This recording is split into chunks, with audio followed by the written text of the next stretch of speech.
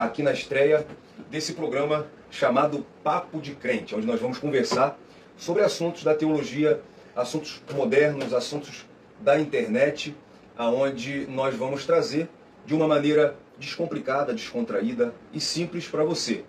Eu sou Jonathan Cadiz, sou diácono da Assembleia de Deus, Ministério Boa Esperança, ali em Jardim Redentor, em Belfor Roxo, igreja dirigida pelo meu amigo pastor Rodrigo Moreira Lima, e estou na companhia do meu professor de teologia, meu amigo, pastor Raimundo Silva.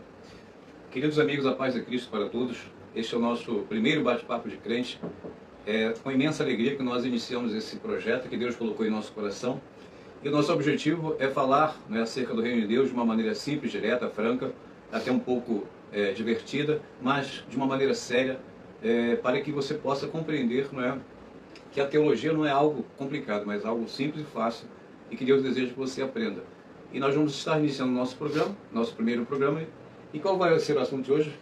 O assunto é um assunto que está agitando a internet, há pouco tempo, bem recentemente, um pastor muito conhecido, o pastor Paulo Júnior, ele veio a público, trouxe um comunicado oficial nas suas redes sociais, e nesse comunicado ele disse que ele estava sendo afastado de suas funções pastorais na igreja que ele dirige como pastor. Então, nós queremos trazer aqui um assunto dentro desse contexto. Só começando, deixando bem claro, que nós não temos o intuito aqui de fazer como algumas pessoas estão fazendo, pastor? Com certeza não. Pegando o assunto e em cima do que aconteceu com o pastor Paulo Júnior, atacando a pessoa ou se usando da queda de alguém para fazer escada para si próprio, Isso. Isso não é uma atitude muito correta. O que nós vamos fazer é pegar o assunto e trabalhar esse assunto biblicamente, não é, pastor? Correto. Eu sou o pastor Raimundo Silva, eu sou pastor auxiliar na Denote, Assembleia de Deus Novo Tempo, igreja presidida pelo pastor Ezequiel Araújo de Matos, e também presidimos ali a ET de Norte, a Escola Teológica Assembleia de Deus Novo Tempo, onde nós ministramos ali aulas de teologia, um curso de teologia básica e avançado. Mas a nossa proposta hoje, o nosso papo de crente é falar acerca das qualificações que um pastor deve ter para exercer o ministério pastoral. Esse é o foco do nosso bate-papo de crente hoje. Mas antes de nós começarmos, eu gostaria de aqui felicitar e agradecer a todos os pastores, essa função que é nobre, essa função que é dada por Deus, esse ministério que muitas vezes é árduo, um ministério que muitas vezes não é fácil, mas é de uma nobreza, de uma grandeza enorme. Então eu gostaria de, neste momento, felicitar todos os pastores da igreja brasileira, tendo certeza que eles fazem um excelente trabalho e muitas vezes são incompreendidos, mas nós estamos aqui não é para atacar as pessoas, mas sim falar biblicamente daquilo que um pastor ele representa no contexto da igreja brasileira. Pois muito tem sido atacado, inclusive, o ministério pastoral. O assunto do pastor Paulo Júnior é um assunto, um caso atípico, porque muitas pessoas têm comentado nas redes sociais sobre a possibilidade do pastor Paulo Júnior não ter a necessidade de ser afastado. Porque hoje, pastor Raimundo, o que as pessoas têm em mente? O erro de um pastor é quando ele adultera, é quando ele rouba, Isso. Mas o pastor Paulo Júnior, ele veio a público e disse que ele tratava as ovelhas de uma maneira um pouco rígida, grosseira, e por isso ele foi excluído da sua função pastoral. Dentro desse assunto fica para a gente várias dúvidas. Eu tenho certeza que você tem dúvidas, porque esse não é um assunto que é falado ou será falado dentro das igrejas. Por exemplo, o pastor, ele pode ser desqualificado da sua função pastoral se ele tratar as ovelhas com ignorância? Um pastor pode ser disciplinado? Como que isso ocorre dentro da igreja? A gente vai conversar muito sobre isso. O pastor Raimundo Silva, que é o cérebro desse programa, vai estar aqui com a gente comentando. Para você que está no Facebook, ao vivo, a paz do Senhor, estou vendo que já tem gente aí acompanhando a gente. Deixa seu comentário, deixa seu boa noite e a gente vai respondendo. O Edilson já está com a gente. Para você que está nos canais do YouTube, estamos ao vivo pelo Facebook Raimundo Silva, estamos também no canal do YouTube do pastor Raimundo Silva, e para você também no canal Colégio do Discípulo. Para você que está no canal Colégio do Discípulo, você vai assistir rapidinho o vídeo do pastor Paulo Júnior, bem breve, cortado, sobre ele falando sobre o assunto. e aí a gente vai voltar falando sobre isso. Para você que está nas outras redes sociais, nós vamos já entrar no assunto. Se você não está sabendo, depois você assista o vídeo do pastor Paulo Júnior falando. O caso é que, para a gente entrar, pastor, se o senhor quiser falar alguma coisa antes, né, o senhor fica à vontade para a gente entrar no assunto, porque eu tenho uma dúvida que a galera deve ter bastante, Sim. que é o seguinte: a gente vai citar alguns textos bíblicos, mas quando a gente vai para o texto, por exemplo, Paulo ali falando a Tito ou a Timóteo, e ele usa o termo presbítero, Sim. ou bispo. E aí a gente pode usar esse texto aqui e a galera achar que isso não se aplica a pastor. Então, se o senhor quiser já entrar no assunto, né, sobre qual a diferença, o que é presbítero, o que é pastor, o que é bispo ou ancião, ou se o senhor quiser falar alguma coisa antes de entrar no assunto, fica à vontade, tá bom, pastor? Irmão Jonathan e amigos que estão nos ouvindo, primeiro eu gostaria de felicitar o pastor Paulo Júnior pela coragem. Isso é algo que a gente tem que bater palmas, porque poucos homens, né, de Deus teriam a coragem de se expressar numa rede social confessando, né, a sua culpa, o seu pecado e admitindo o seu erro. Então, não aqui passando a mão, né, sobre ele, mas reconhecendo, né, a hombridade, né, de um homem de Deus que reconheceu, né, que falhou. Isso. E vai procurar em Deus, né, a reconciliação, para que, se possível, depois ele possa voltar ao ministério. Essa é a minha primeira palavra. Mas o ponto que o irmão Jonathan aqui, o irmão tocou, acerca de pastor, né, presbítero e ancião. Essa é uma dúvida que muitos de nós temos. Pastor, presbítero e ancião são a mesma coisa? É uma dúvida, porque nós vemos alguns textos, Paulo, né, se dirige aos líderes da igreja, né, aos anciãos, o outro ao bispo, né, o outro ao presbítero. Para nós entendermos essa questão, nós devemos entender que a igreja, a primeira liderança da igreja foram os apóstolos. Então a primeira liderança da igreja ela foi apostólica. Então os apóstolos tinham liderança espiritual sobre a igreja. Partindo de uma necessidade de um auxílio, né, eles então instituíram a diaconia, ou os diáconos, não é, que foram o segundo grupo de líderes que foram incorporados ao governo da igreja. E sucessivamente, conforme igrejas, né, foram surgindo, igreja em Antioquia, igreja em Éfeso, igreja em Tessalônica, foi necessário colocar líderes. Não é? E esses líderes, quando nós lemos aí Atos dos Apóstolos, nós vemos que esses líderes eram chamados de presbíteros. Não é? Presbíteros. E o que é um presbítero?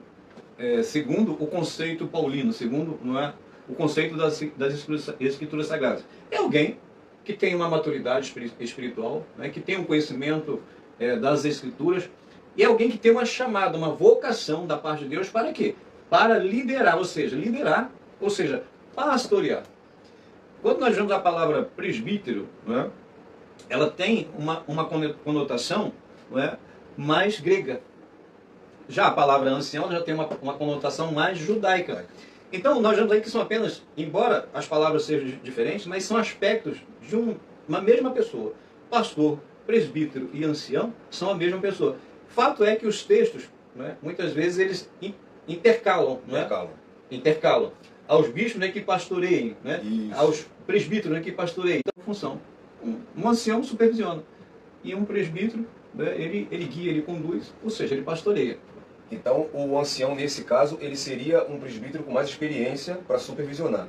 O senhor falou, eu até tinha separado aqui, ó, quando Sim. Paulo reúne os presbíteros, em Atos 20 e 28, ele diz assim, ó, cuidem de vocês mesmos e de todo o rebanho sobre o qual o Espírito Santo os designou como bispos. Aí ele continua e diz assim, ó, para pastorearem a igreja de Deus. Ou seja, ele fala de bispo e de pastor no mesmo texto. E se a gente pegar textos como, por exemplo, 1 Pedro, capítulo 5, 1 e 2, né, ele fala também, né, de presbíteros e de pastor no mesmo texto. Paulo também diz a Tito, no capítulo 1, versículo 5, olha, eu te pus em Creta para pôr as coisas em boa ordem. E para que ordene presbíteros. E no próximo versículo ele chama os mesmos presbíteros de bispos. Né? Então são textos que estão ali juntos, né, que vão se intercambiar. Agora, tem uma outra questão, né, pastor? Sim. Isso é biblicamente. Então você já fica claro aqui que quando a gente citar um texto e no texto estiver presbítero, esse texto está se aplicando a líder, a pastor. Isso. Também. Agora, tem a questão tradicional da igreja, né? Sim. A igreja, as denominações, elas fazem uso do presbítero, e alguma denominação nem tem o presbítero, né? Tem diácono e pastor. Por exemplo, tem um cargo de auxiliar de trabalho, que já é um termo que nós não vemos tanto nas escrituras, mas que a igreja colocou como uma espécie de treinamento, né? Para o diaconato. Correto. Então, ficou clara essa primeira parte, né? Bispo, ancião, presbítero e pastor se aplica a mesma pessoa, função, mesma função, isso. Então, então posso ler, pastor, um texto que Sim. fala das qualificações? Vamos para o senhor trazer para a gente isso melhor colocado. Quando a gente vai para 1 Timóteo 3, ele fala assim, é necessário, 1 Timóteo 3, versículo 2, pois que o bispo, tá, pastor ou presbítero ou ancião, ele seja irrepreensível, marido de uma só mulher, moderado, sensato, respeitável, hospitaleiro e apto a ensinar. Não deve ser apegado ao vinho nem violento, mas sim amável, pacífico, não apegado ao dinheiro. E ele deve governar bem a sua própria família, tendo os filhos sujeitos a ele com toda a dignidade. Pois se alguém não sabe governar a própria casa, como é que pode governar a igreja de Deus?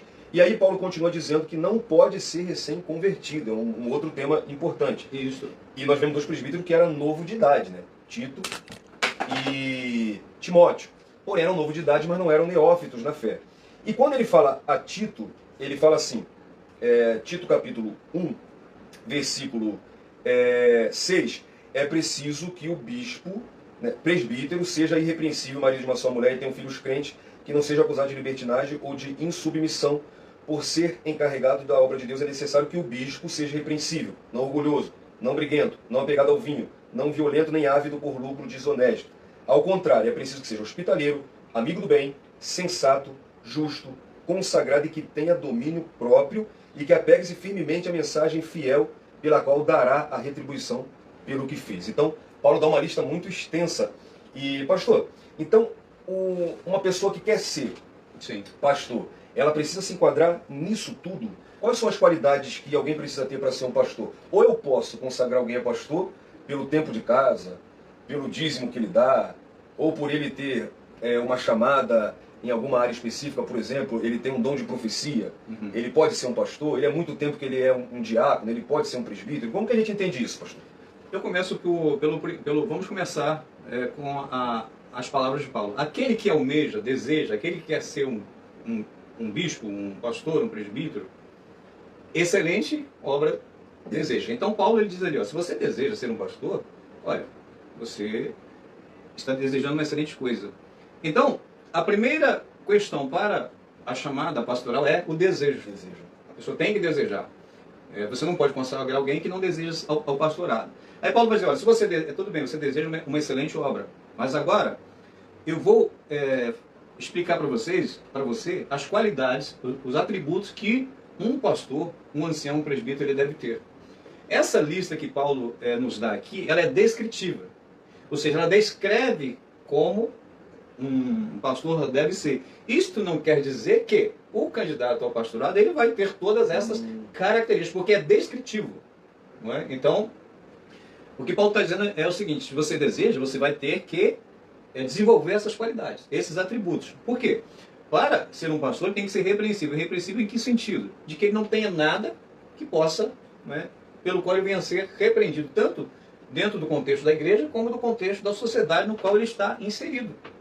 Então, se tiver algo que desabone, não é, aquele candidato a assumir, não é, o pastorado, então Paulo diz, você, este não está, não é, apto a exercer o pastorado. Por quê? Porque ele pode ser repreendido, não é, por alguém, ter alguma falha moral, porque os princípios que o Paulo estabelece aqui são, primeiro, os princípios morais. Está falando do caráter, né? Então, o caráter ele tem que ter um caráter ilibado, um caráter mais santo. E segundo, tem que ter uma vida social, né?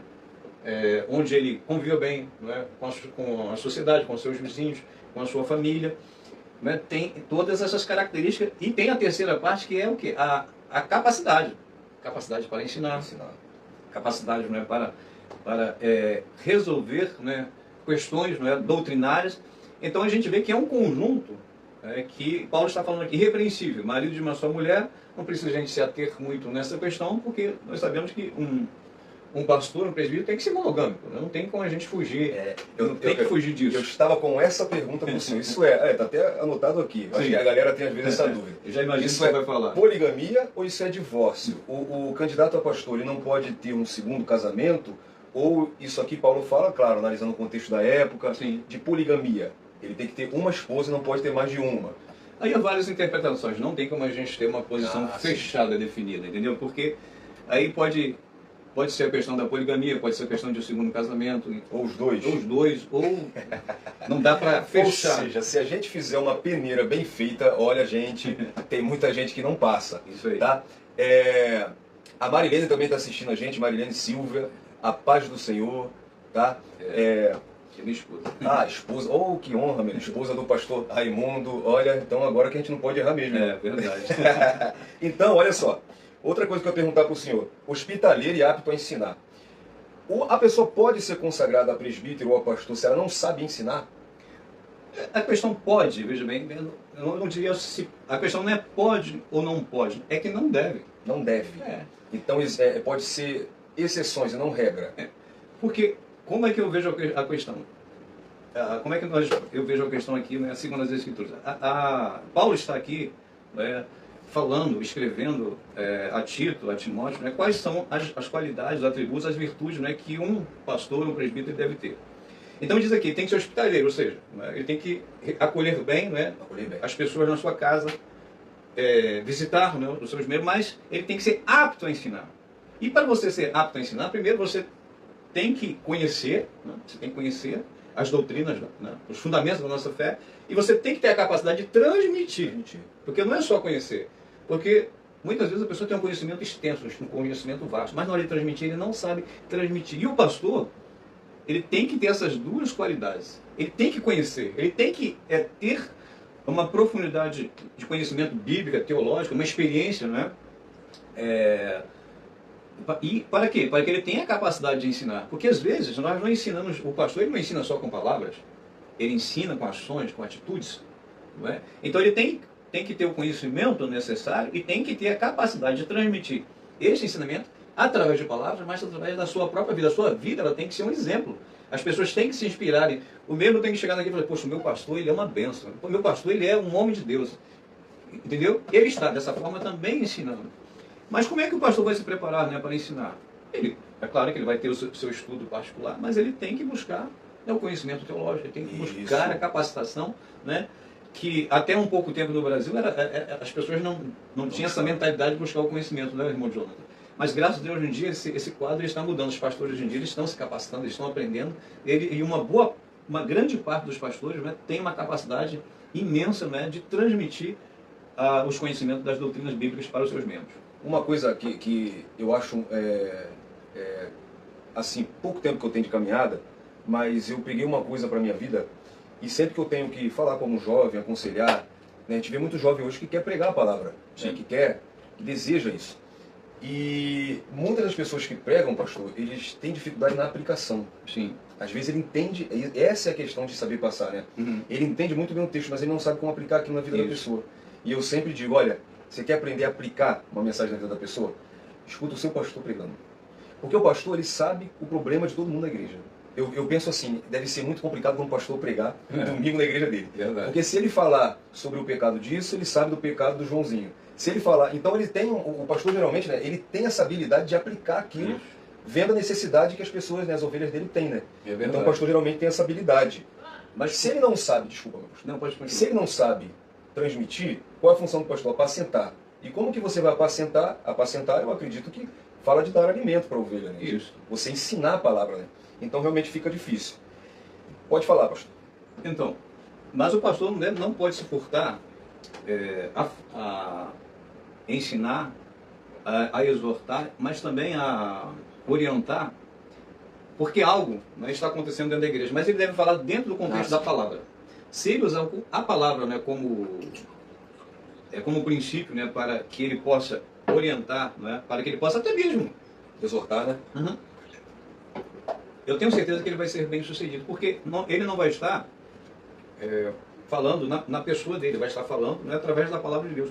Se ele assim o fizer, eu tenho certeza que o Espírito Santo ele vai falar o coração ali da ovelhinha, a ovelhinha vai entender, né, que o pastor e o Espírito Santo vai trabalhar. Né? Vai trabalhar. Então, dentro dessa lista, ó, irrepreensível, marido de uma só mulher, temperante e sensato, hospitaleiro e apto para ensinar, não violento, né, mas gentil, não ganancioso, que governe bem a sua própria casa. Às vezes a pessoa é um crente muito bom na igreja, mas dentro de casa, meu Deus, não neófito. E ter bom testemunho dos de fora. Então, Paulo também ensina a ter bom testemunho dentro da própria igreja e fora da igreja. Fora da igreja. E dentro de casa, que é o principal. Mas e aí, pastor, não neófito, né? Ou novo na fé, 1 Timóteo 3,6. Esse não neófito pode ser novo de idade, ou Paulo está dizendo que não pode ser pastor se for novo de idade? Aí o sentido é mais no sentido de ser novo na fé. Novo na fé, novo né? na fé. Porque um crente que não tenha maturidade, né?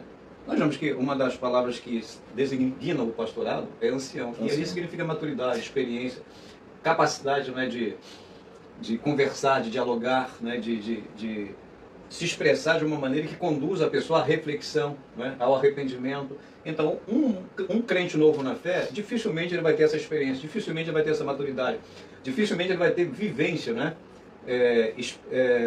tanto no âmbito pessoal como com Deus.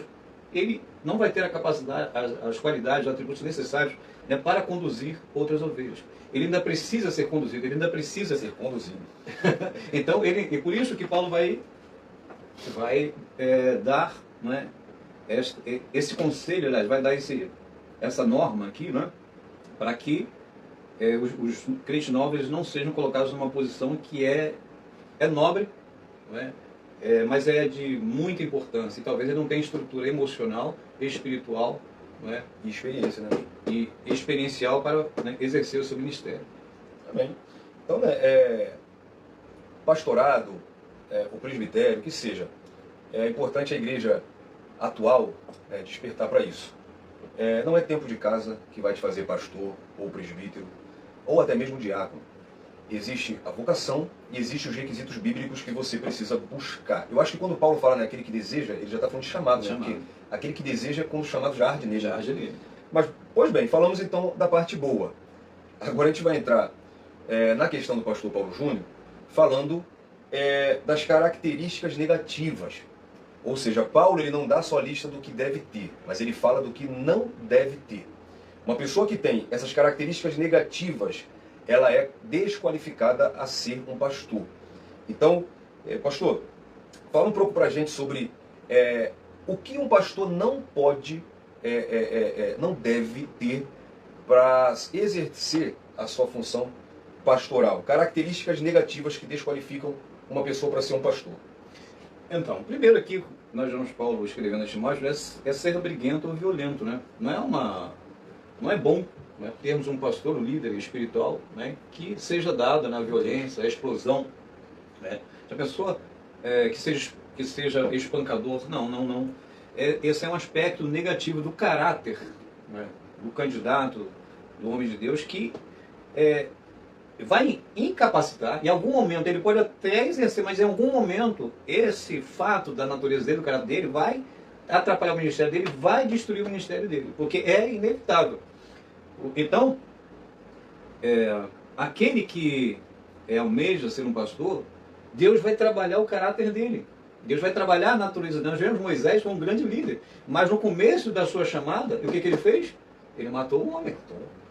E aí, por causa dele, da violência, do ato violento de Moisés, ele passou 40 anos no deserto. Aí, depois de 40 anos que Moisés se tornou manso, aí Deus foi e chamou Moisés. Aí a gente vê que aqui o exemplo, né, a gente está mostrando aqui o exemplo bíblico de Moisés, é um exemplo claro, que ele levou 40 anos para poder, né, Deus trabalhar ali a natureza dele, e então ele ser um grande líder. Oh, meu Deus, e tem gente que quer ser trabalhado em 2 anos já quer ser pastor. Pois é complicado. Meu Deus, então não pode ser briguento. Aí, meu Deus. O pastor pode ser briguento. O pastor pode beber vinho? Paulo fala em 1 Timóteo 3,3 e Tito 1,7 que aquele que é candidato ao presbitério, ele não pode ser dado ao vinho, né? É verdade. Nós sabemos que o vinho, né, embora nas escrituras seja um símbolo de alegria, mas não só o vinho, mas qualquer, né, bebida alcoólica, ela tira, não é, a sensatez, tira a prudência, né, tira o bom senso. Né? Então, um pastor ele não pode ser dado ao vinho, ele não deve, né, se esbaldar, né? Ele deve ser comedido. Se ele for dado ao vinho, ele vai deixar de cometer as ações boas, que vai o qualificar, e vai fazer isso tudo aqui que ele não pode fazer. Correto. Porque o vinho, ele tira o bom senso da pessoa, né, pastor? Com certeza. Ele também não pode ser ganancioso e desonesto financeiramente. Correto. E aí entra uma questão muito, muito grande, né? Porque tanto a ovelhinha como o pastor, eles são o quê? Eles são mordomos de Deus. Por exemplo, a ovelhinha que vai lá e entrega o seu dízimo, a sua oferta, né? Lá para o reino, para a melhoria, né, do ambiente de culto, né, para missões, enfim, conforme a igreja, cada um destina, né, as ofertas do dízimo para vários trabalhos, vários projetos. Há tanta responsabilidade no membro em entregar o dízimo e oferta, como há responsabilidade do pastor em administrar de uma maneira correta, né, aquele dinheiro que não é dele. Assim como não é os 10% não é da ovelhinha, mas também não é do pastor, ele é apenas um administrador. Porque tem alguns líderes que eles falam muito dessa parte, né? Ó, isso não é teu, você tem que dar, mas ele só não lembra que também não é dele. Não é dele. Tem alguma coisa boa rolando por aí, tá? Não se incomoda com fogos, não. Aquele texto lá de Atos 5, por exemplo, Atos 4, que a igreja, os membros da igreja, eles vendiam suas propriedades e eles não dividiam entre eles, não. O texto diz que eles depositavam aos pés dos apóstolos. Correto. E esses dividiam conforme a necessidade de cada um, ou seja, o pastor tem que saber a necessidade da ovelha e tem que fazer o possível para atendê-la. E aí ninguém passava necessidade. Eu imagino, congregar numa igreja dessa devia ser muito bom. Mas eles não dividiam, né? Eles depositavam aos pés dos apóstolos. Aos pés dos apóstolos, não é? Por que nós vemos aqui esse contexto, né, no início da igreja? Porque no contexto da igreja primeira, quando você eram judeus, a igreja nasceu, né, dentro do contexto judaico. Então, quando você admitia que Jesus era o Messias, o que acontecia? Você era expulso de casa, você perdia toda a sua convivência social. Você era chamado de maldito. E você, praticamente, perdia a sua cidadania judaica. Por isso que eles sentiram a necessidade de... Né, a igreja primeira, ela tinha uma necessidade de se unir, porque eles estavam à parte do judaísmo. Os judeus tinham o cristianismo como uma seita, como algo que eles queriam exterminar. Então, devido a essa questão, muitas vezes quando a mulher aceitava Cristo, o marido expulsava ela de casa, quando o filho expulsava de casa, então eles tinham que se unir, né, numa sociedade ali, onde eles teriam que ter tudo em comum, porque eles só tinham a eles mesmos. Tanto da parte dos judeus como dos romanos, eles eram perseguidos da mesma sorte. Por isso que se criou esse vínculo tão profundo no contexto da igreja primeira. E só se tiver alguém de plantão aí, né, algum abençoado, né, porque há pouco tempo eu ouvi um rapaz pegar esse texto aí e dizer que a igreja primitiva era comunista. Ai, não. Irmão, o comunismo diz assim, ó, o que é seu é meu. Isso não é comunismo, isso é comunhão. A comunhão diz assim, o que é meu é seu. Então, esquece isso, que a igreja não era comunista.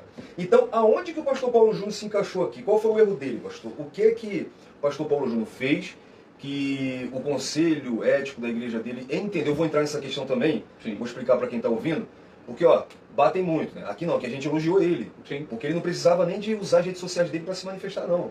Mas ele o fez, né? Não havia Foi necessidade. homem para isso, né? Não havia necessidade. Tem muito Saul que peca e quer insistir que está certo, mas tem muito Davi que peca e reconhece e se arrepende. E falar da igreja dele, né? O sistema de governo que é da igreja dele, eu tive analisando lá e vendo, né? Até achei que ele era da presbiteriana, mas ele é de uma outra igreja. Aliança do Calvário. Isso, Aliança do Calvário. Então, aonde que o pastor Paulo Júnior ele se encaixou aqui, pastor? Quais foram as características negativas que desqualificou ele, ou desqualifica no momento para ele exercer essa função pastoral? Pelas suas palavras, eu creio que ele era um pouco arrogante e iracundo. Ele era arrogante, né, na sua maneira de lidar, né, com, por exemplo, com outras denominações, com outros pastores, não é? E segundo ele mesmo, né, ele agia, né, com as suas ovelhas de uma maneira assim bem grossa, né, ele provocava, né, danos emocionais. Não é? Até da família, né, ele falou. Até da família. Até da família. Isso são palavras dele mesmo. Então, no meu modo de entender, ele se enquadra em arrogância e ser, não é, iracundo, ou seja, nervoso, não é? Usar, né, de palavras Furioso, né? com uma ira, a brigar, né? com uma ira demasiada, né? E aí eu não digo no sentido de usar a força física, mas usar a força da palavra, né? E usar, né, a função pastoral, né, o status dele como líder espiritual, né, para impor, né, aquilo que ele acha que é verdade, aquilo que ele é certo, sem levar em consideração, né, as fraquezas, né, dos seus membros, porque o pastor tem que ter essa sensibilidade. Cada membro ele tem membro que o pastor vai bater, ele vai sorrir, e vai para casa sorrindo, mas tem ovelha que não.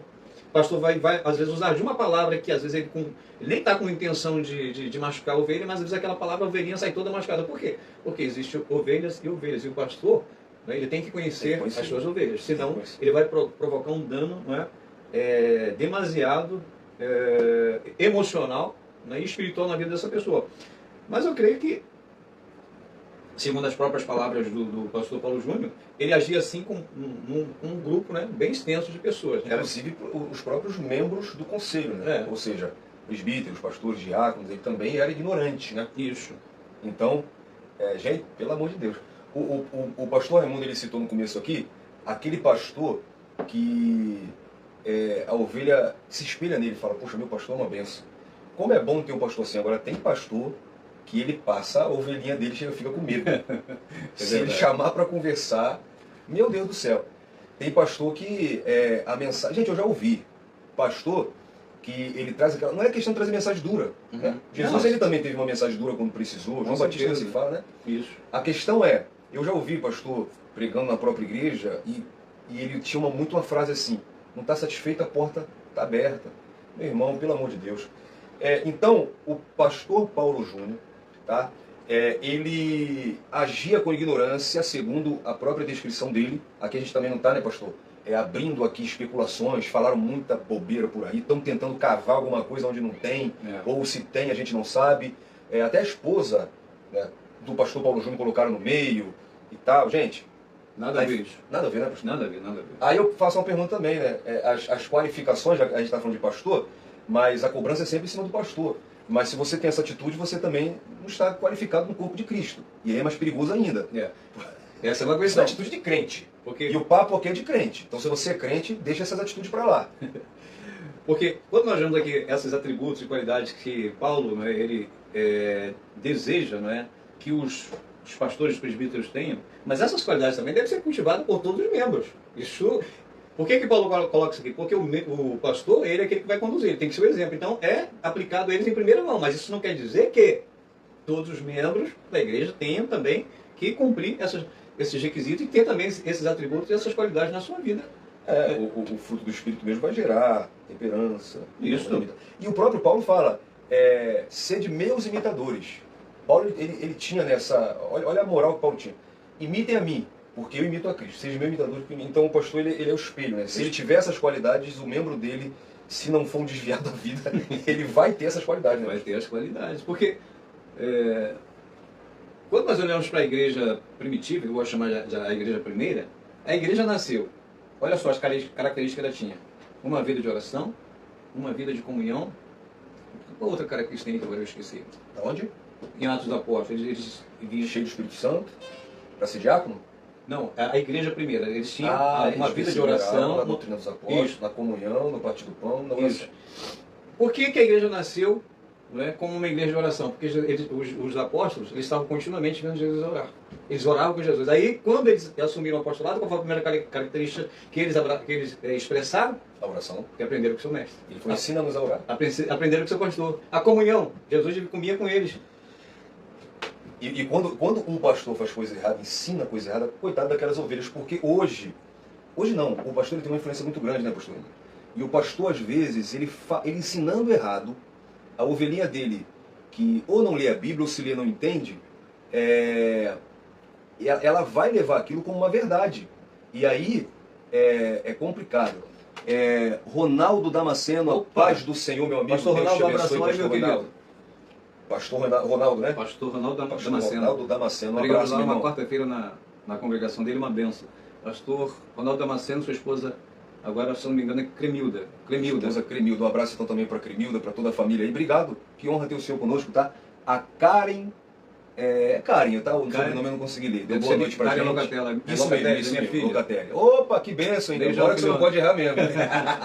Olha, bem-vindo vocês, tá bom? Seja bem-vindo aqui. Aqui é o Papo de Crente. Se você quiser comentar, comenta aí, tá bom? Ela mandou boa noite, pai. Boa noite, filha. Comentem aí na live, compartilhem com os amigos aí, tá bom? Um abração a todos. Se tiver dúvida, coloca aí, na medida do possível, eu vou tentar lendo aqui. Pastor Ronaldo Damasceno já deixou em Eita Glória. Ó, o negócio tá bom, né, pastor? Então, Então a gente viu então que o pastor Paulo Júnior ele se encaixou na questão, né, de ser iracundo, a questão da ignorância. Glória a Deus por ele ter botado um pezinho atrás, ter reconhecido, e tomara que essas características não façam mais parte da vida dele. Agora, isso é interessante porque aí entra uma outra questão. Eu separei aqui, nós separamos, né, pastor? Sim. O pastor que peca. Então, o pastor Paulo Júnior, ele pecou. Pecou. Ele estava conduzindo a igreja de maneira pecaminosa, como ele mesmo referiu ao Ele, pastorado dele. ele reconheceu, né? Ele falou, estava conduzindo a igreja de maneira pecaminosa. Esse pastor que peca, ele pode ser disciplinado? Duas perguntas e uma para o senhor. E já que tem a esposa e a filha vendo, eu vou fazer duas perguntas. Você não tem uma mais fácil, não? E tem pastor assistindo a gente. Eita, o pastor que peca. Eu vou me ater porque eu sou diácono, agora o senhor é pastor. Estou vendo, ele está se exibindo. Pode falar. Ele pode ser disciplinado. Agora, se pode, quem disciplina o pastor? Vamos devagar, né, com esse papo de crente. O papo de crente agora ficou meio complicado. Aqui você ouve o que geralmente é muito tratado nas igrejas, até por conta de assuntos que têm mais necessidade, né? Correto. Então, dificilmente um pastor vai dar um culto de doutrina e falar no culto de doutrina se o pastor pode ser disciplinado ou não. E a gente não está aqui também falando mal de pastor, começamos aqui falando bem, inclusive. Tá? Agora, é claro que se tem o pastor verdadeiro, né, tem também o falso pastor, Isso. tem o lobo devorador, tem o mercenário, tem o falso mestre, está introduzido no nosso meio. Esse que peca, que erra, né, e aí o pastor Raimundo vai explicar para a gente, o que pode acontecer com ele. Ele também pode ser disciplinado como uma ovelha comum? No contexto da igreja de hoje, existe, não é, por exemplo, nas Assembleias de Deus tem as convenções, não é, que são as convenções onde os pastores eles são convencionados. Então, nesse contexto, um pastor ele pode ser disciplinado, não é, pela convenção. Né? Eu não sei como funciona nas outras denominações, mas eu creio que também nos batistas, nos presbiterianos, é um conselho Isso. que aborda o assunto e ali, em conformidade com a gravidade, né, do pecado do pastor, então ele é afastado do seu ofício pastoral. E aí vai passar um bom tempo por uma avaliação, né? Mas é nesse contexto que funciona. Agora, trazendo, né, para o contexto bíblico, nós vemos um caso, é claro, isso não é regra, é apenas um fato, que Paulo, ele enfrentou, né, Pedro face a face. Isso, é verdade. Em público, A né? hipocrisia dele. Por causa da hipocrisia de Pedro. Então nós vemos que ali, Paulo ele tinha um temperamento muito forte. Ele em algumas questões ele era extremamente radical. Ele tinha um ímpeto, não é, do seu caráter que era assim, muito forte. Então ele, naquele momento, ele enfrentou Pedro face a face. E olha que Pedro, né, Também tinha um temperamento forte. tinha um temperamento forte, mas naquele momento, né, Pedro confrontou ele e resistiu ele face a face. Então nós vemos que dentro do contexto da própria Bíblia tem, não é, tem esse, digamos assim, Esse confronto, né? essa abertura Abertura. para que o pastor ele seja, não é, Repreendido, né? repreendido e confrontado. Eu, por exemplo, se eu fosse um líder, né, eu não confrontaria o pastor em público. Eu me absteria disso, eu chamaria o pastor no particular, a gente conversaria, eu exporia, né, o assunto e a gente ia tratar, né, de uma maneira reservada. Eu não teria a ousadia e a coragem, né, que Paulo teve. Apesar que isso na cultura judaica, mas isso para eles lá porque a cultura judaica é diferente da nossa cultura. Uhum. Aqui no Ocidente você confrontar uma pessoa em público muitas vezes como é que eu diria? Não é bem visto. Mas dentro do contexto judaico não. Você vê que Jesus ele confrontava os fariseus de uma maneira bem impetuosa, bem forte. Mas aí nós vemos que não é, uma abertura, né, nesse texto ali de Atos dos Apóstolos, em Antioquia, né, quando Pedro ele se dirige, ele sai de Jerusalém, se dirige a Antioquia, ali ele começa a comer, né, com os crentes gentios, que a igreja é dividida entre crentes judeus e crentes gentios, e ali ele está comendo com os gentios. Quando chegam os da parte, né, de Jerusalém, que eram os crentes judeus, né, aí ele para de comer com os crentes gentios e passa então só a comer à mesa junto com os crentes judeus. Aí Paulo, você que é gentio, né? Tá, aliás, você que é judeu, vive como judeu. E está vivendo Como que você quer, né, cobrar que o gentil viva como judeu? Se você entendeu? Ele ali, Paulo, então, confrontou. Então nós vemos que tem uma abertura. Eu acho que Paulo faz isso publicamente, por quê? Paulo ele descreve o assunto dentro do contexto que Tito, eles querem impor a Tito, né, se circuncidar. Isso. Então, Paulo fala assim, eles querem levar a gente de novo para a escravidão, tirar a gente da liberdade do Evangelho. E esses camaradas eram judaizantes, né? Isso. Eles perseguiam Paulo, né? Isso. Eles se infiltraram, Paulo fala isso na carta aos Gálatas, e observavam a pregação de Paulo, e eles despregavam o que Paulo pregava. E começavam a impor circuncisão, a lei. E aí Paulo viu a necessidade de fazer isso porque Pedro era um líder da igreja mãe. Isso. Imagine, tá? Não vou nem colocar a gente aqui como exemplo, mas o pastorzinho da igreja local confrontar o pastor presidente da igreja matriz. Foi o que Paulo fez. Agora, vamos lá. A gente não está aqui dizendo que você tem que confrontar o seu pastor. Existe base bíblica? Existe. Por exemplo, 1 Timóteo 5,19, né? A disciplina deve ser feita com base em 2 testemunhas. Isso. Em 1 Timóteo 5,20, Paulo fala que se um presbítero pecar, ele deve ser repreendido publicamente, deve ser chamada a atenção dele. É claro, isso feito por outro que exerça a autoridade também. A disciplina é a responsabilidade da igreja e do presbítero, né? E aí a gente entra nessa questão que o senhor falou, sabe? Porque, olha, eu separei aqui, o Paulo Júnior, ele é pastor titular, até o momento era, né? Da Igreja Aliança do Calvário. Sim. Ela é uma igreja batista reformada que tem por padrão doutrinário a Confissão de Fé Batista de Londres, e eu tive dando uma olhada na Convenção Batista de Londres. Ela é de linha reformada, né? E eles têm um sistema congregacional.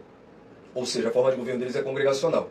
É onde os membros da igreja, eles votam, né, e escolhem um conselho administrativo, né? Sim. Que é composto por presbítero, pastor e diáconos. Então, esses membros, né, esse conselho administrativo, são eles que organizam a igreja. Foram esses membros que, observando a posição do pastor Paulo Júnior, chamaram ele, né, e advertiram ele, como a Bíblia orienta. Sim. E ele diz num vídeo que ele continuou fazendo, e ele ainda tentou persuadir a esses irmãos, Isso. sendo ignorante até com eles, e permaneceu no erro, e segundo ele, isso vem ocorrendo há Algum tempo. né? Então, aí esses membros, né, que na Assembleia de Deus é muito conhecido como comissão de ética, né? Isso. A comissão de ética, se houver um caso assim, o que ela pode fazer, né, pastor? Eu acho, se eu estiver enganado, o senhor pode me corrigir.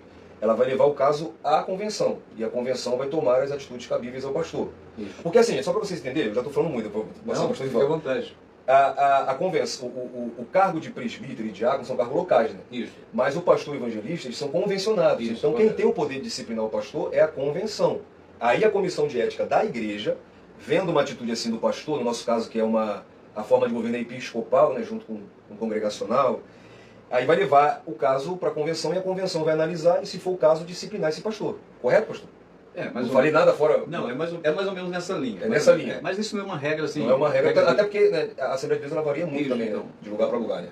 Você vai ver, né, várias atitudes diferentes. Mas a linha geral é essa, correto? Então o pastor ele pode ser disciplinado pela convenção caso ele cometa essas falhas. Isso, correto.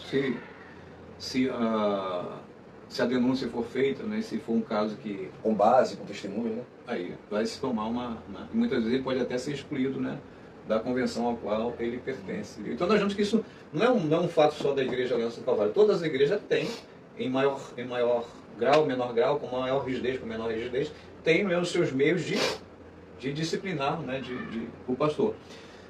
O que eu vejo é que a gente deve disciplinar, mas disciplinar não é com amor. Entender o que é disciplinar, né? Entender As pessoas têm que disciplinar como castigo, né? Como punição. Não. Nós vemos que quando Pedro negou Jesus por 3 vezes, Jesus era para ter abandonado Pedro. Foi a primeira disciplina da igreja ali? Não, na verdade não foi disciplina. Mas quando Pedro negou Jesus, era para ter Jesus ter abandonado Pedro. Isso. Mas quando Jesus ressuscita, quem que Jesus primeiro procura? E colocou ele como o quê? Como pastor. Como pastor. Pedro, apacenta as minhas ovelhas. Opa! Então esse deve ser o espírito, né, que deve mover a igreja, o perdão, né, a reconciliação. Mas aí tem um porém. O penitente, o pecador, ele se arrependeu, ele reconhece o seu erro? Porque nós vemos Jesus. Paulo, ele aconselha lá a igreja de Corinto a acolher. Ele já sofreu demais, né? Esse que me causou o dano já sofreu demais. Recebe ele de volta. Recebe de volta para que ele, por causa da dureza, né, da ação, ele não desmoreça e abandone, não é, o evangelho, abandone Cristo. Mas tem outros dois que ele fala assim, ó, eu entreguei para Satanás. Mas esse entreguei, né, a gente não vai entrar nele, porque senão a gente vai passar do horário. Porque esse entreguei na mão de Satanás, Paulo ele tem um tom ainda de misericórdia, porque ele fala assim, ó, entregou o corpo na mão de Satanás para que não venha ser condenado, né, no juízo final. Né? Então parece ser um... Porque quando a pessoa sai do contexto da igreja, do convívio da igreja, né, do local onde ele congrega, onde ele é alimentado espiritualmente, e ele, né, vai, né, para fora, quem que vai dominar a vida daquela pessoa? Satanás. Então é nesse sentido que Paulo diz, olha, eu entreguei essa... Para caso haja arrependimento, no juízo final seja... Porque muitas vezes Satanás vai trabalhar, vai amassar a vida dele, e em algum momento ele pode reconhecer que errou, ele vai se arrepender e vai retornar. É nesse sentido que Paulo está falando. Até nesse sentido, como você mesmo falou, tem misericórdia nas palavras de Paulo. Isso. Então, gente, é uma coisa triste, enquanto o pastor Raimundo ele vai falando, eu já vou aqui pensando em outra pergunta para ele. Mas é triste a gente ver... que quando uma pessoa cai, quando uma pessoa peca, os irmãos em Cristo, né? Olha, como não é que você não tenha que julgar o pecado da pessoa, se aquilo foi errado, tudo bem, mas eu vejo em algumas ocasiões que a pessoa que peca, na maioria das vezes, ela é excluída daquele convívio. O pecado dela vai ser sempre lembrado. Um casal que se resolveu, vamos supor que um dos dois caiu em adultério, e o caso foi levado à igreja, foi tratado, disciplinado, já se perdoaram. O marido perdoa a esposa, ou a esposa perdoa o marido, mas alguns membros não perdoam a pessoa pelo que faz, ela é excluída do convívio. Então, gente, amar é perdoar. Né? Ser igreja é saber que todos nós estamos sujeitos ao erro. Sim, com certeza. E tem que haver arrependimento. Houve arrependimento, a pessoa pode ser perdoada. Então, pastor, você falou já sobre Pedro e sobre um caso que Paulo manda restituir ao cargo. Então, o pastor que pecou, sendo pastor, o cara é pastor, mas ele cometeu um pecado. Ele pode ser restituído ao cargo de pastor? Isso, na minha visão, pode. Eu não vejo... Agora, a pergunta é, a igreja vai ter maturidade, vai ter sensibilidade, vai ter amor o suficiente para perdoar o pastor e reconduzi-lo novamente, né, à função de pastor daquela igreja? Aí, eu digo assim, eu não assumo a responsabilidade de dizer sim ou não. Porque... eu acho que isso aí é uma decisão coletiva. Se nós olharmos o princípio da igreja, nós vemos que pareceu bem aos apóstolos, aos presbíteros e ao Espírito Santo. Nós vemos que havia uma convergência. Os apóstolos se reuniam, tomavam uma decisão, o Espírito Santo ele consentia, aquela decisão era transmitida à igreja, e a igreja então também acatava. Por quê? Eu me lembro de um caso, rapidinho que a gente já estamos batendo aí o horário, que eu fui orar na casa de uma senhora, era mãe da amiga da minha esposa, e ela estava chamando para ir lá orar há tempos, eu fui lá. Ela tinha uma mágoa muito grande. Um ex-cunhado dela era pastor. Esse ex-cunhado dela, sendo pastor, casado com a irmã dela, abusou de uma outra irmã dela, que era especial. E eu conversando com ela, o Espírito Santo me conduziu a fazer uma pergunta a ela. Ela tinha muita mágoa, a filha dela também. Onde está esse cidadão agora? Aí ele foi preso? Foi. Pagou pelo que fez. Ele já está solto? Já. Aí ele é pastor de uma igrejinha aqui. Não transmiti isso para ela porque o foco não era isso. O foco era ela perdoar ele. Sim. Tanto que eu falei para ela, olha, você sabia que ele pode ir para o céu e a senhora não? Porque você não está conseguindo perdoar ele. E se ele já tivesse arrependido? Só que dentro de mim eu guardei aquilo. Será que esse camarada ele poderia estar de novo como pastor? Tendo abusado de alguém, tendo sido preso. Será que ele tem qualificações ainda para ser um pastor? Aí entra a questão da gravidade do pecado, né? Então, dependendo da gravidade, não. Ele não teria condições, porque a confiança, né, nesse sentido, iria ser quebrada de uma forma que as pessoas dificilmente iriam confiar, né, nele plenamente. Deveria sim, deveria ter a confiança. Mas dificilmente, no caso de um pecado assim tão grave, dificilmente ele vai ser reconduzido, porque ele quebrou, né, princípios de confiança, né, que ele machucou muito, ele quebrou muitos corações. Então eu creio que dificilmente essa pessoa vai ser reconduzida ao ministério. Mas é aquilo que eu falei, a igreja deveria avaliar, né, e ela dá o seu parecer. Né? Não pode ser a decisão de uma pessoa só, não pode ser a minha decisão, não pode ser a sua decisão. Porque é melhor para o corpo, né? Porque a igreja é um corpo. Né? A igreja... Mas também eu vejo pelos dois lados. Ele deveria ser reconduzido? Sim. Mas se a igreja também optar por não conduzi-lo, a igreja também tem, né, a sua opinião, e a sua opinião também ela tem que ser respeitada, porque é uma decisão coletiva. Entendeu? É uma decisão coletiva. Então, seja restituído ou não, as duas decisões, a meu ver, a minha humilde opinião, isso aqui não é. A gente aqui não somos donos da verdade, a gente apenas está batendo um papo de crente. Eu espero que você esteja gostando do nosso bate-papo. O pastor Ronaldo comentou, maravilha. Amém, que bom, meu querido. Então, por exemplo, um pastor que adulterou, esse pastor vai ser difícil ele aconselhar um casal. Um pastor que roubou, como ele vai pregar no púlpito dele sobre honestidade, sobre oferta? Então tem coisas que mancham, né, pastor, que é um pouco complicado. Mas, como o pastor Raimundo muito bem esclareceu pra gente, né, isso deveria ser tratado pelo corpo. Né?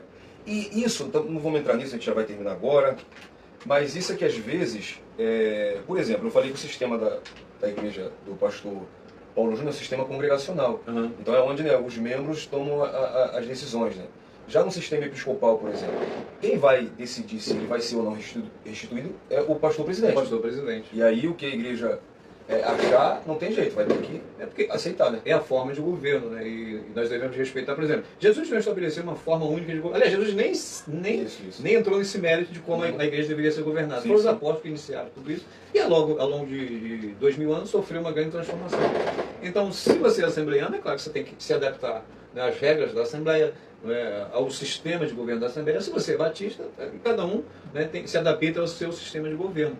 E cada sistema tem as suas benesses, tem os seus vícios, né, tem os seus males, mas são formas de governo. E a gente tem que, né, reconhecer que são homens de Deus, foram escolhidos por Deus, têm a chamada de Deus, e devemos, né, obedecê-los, e devemos honrá-los, e devemos servi-los, porque a igreja, não é, ela está debaixo da autoridade que foi concedida, né, aos pastores. Eles são aqueles que lideram.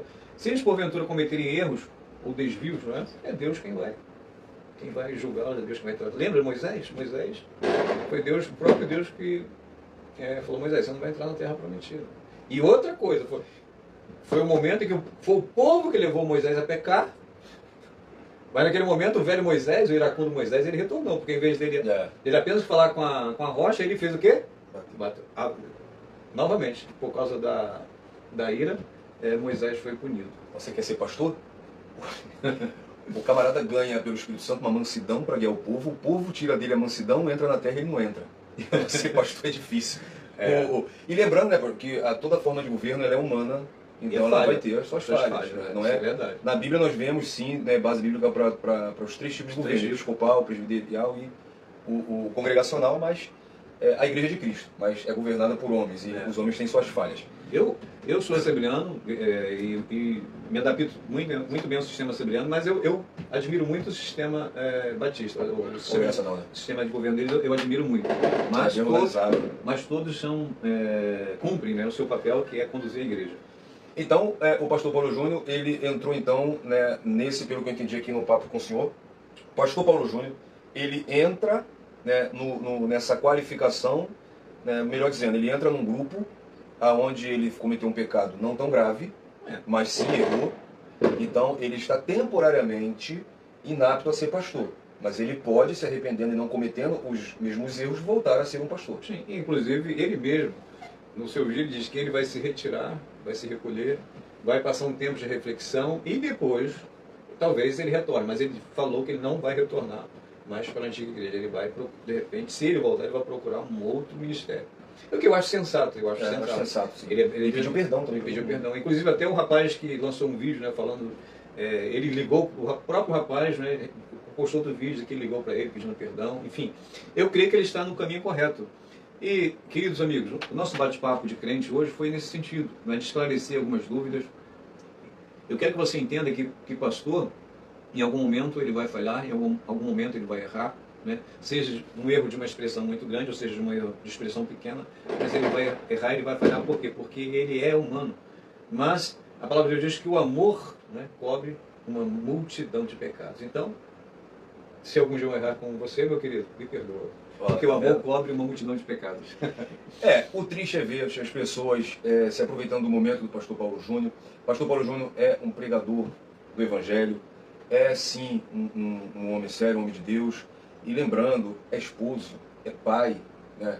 É pai de crianças. Então é muito triste ver as pessoas fazendo isso. A gente, né, nós oramos e torcemos aí para a recuperação, não só do pastor Paulo Júnior, mas de qualquer pastor que venha a cometer algum ato que o desqualifique. Então, oramos para que você, que seja pastor, que Deus te dê graça, te dê paciência, né? E que em nome de Jesus você não precise passar por isso, mas se passar, que o Senhor te dê a força necessária para isso. Tá? E esse foi o primeiro papo de crente. O que o senhor achou desse papo de crente, pastor? Hoje, para mim, foi muito legal. Já até me pediu perdão antes de fazer alguma coisa? Pois é. E para você que está assistindo com a gente, o que você achou? Deixa nos comentários, tá bom? Para a galera do YouTube, se inscreva, tá bom? Compartilha esse vídeo, coloca no grupo da sua igreja, manda para os seus amigos, tá bom? Não deixe de comentar, porque aí a gente continua conversando aí nos comentários, tá bom? Gostou? Não perca o próximo, a gente vai estar sempre aqui com assuntos de relevância, assuntos atuais. E também pedimos a você, dê sua sugestão do que você gostaria de ouvir, sobre o que você gostaria que nós possamos conversar com você. Nós esperamos a sua sugestão, não é, pastor? Com certeza. Você é o convidado, né, especial. Você vai nos ajudar a fazer esse programa. Qual é a dúvida que você tem? Uma dúvida a respeito da Bíblia, uma dúvida a respeito da teologia. Qual é o assunto que você quer tratar, né?